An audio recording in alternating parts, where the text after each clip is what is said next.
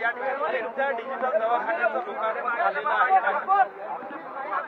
वेगवेगळ्या संस्थांनी या ठिकाणी CSRच्या माध्यमातून हे डिजिटल दवाखाने दिलेले आहेत। ICICI बँक त्याच्यामध्ये आहे, डॉक्टर पल्लवी बुटाला आहेत, अशा विविध लोकांनी त्यांच्या CSR मधनं या व्हॅन्स दिलेल्या आहेत।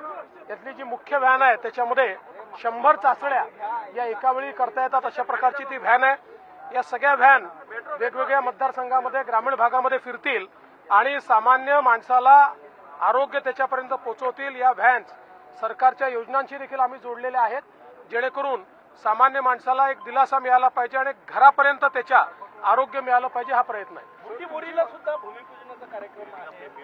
आज 2 महत्वाचे भूमिपूजन आहेत, त्याच्यावर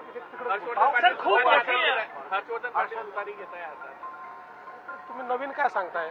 जुनी न्यूज आहे, आजची न्यूज थोडी आहे। खूप गर्दी मोठ्या प्रमाणावर आज कार्यकर्त्यांची येत आहे, आचारसंहिता लवकरच लागणार आहे असे द्योतक आहे। आता जेव्हा निवडणुका जवळ येतात आणि आचारसंहिता जवळ येते त्यावेळेस तिकीट इच्छुकांची गर्दी ही नेहमी वाढत असते। त्यांचं जे काही म्हणणं आहे ते आम्ही ऐकून घेतो। मोदी जी को 23 साल हुए, क्या कहेंगे? भाजपा की लिस्ट देखिए,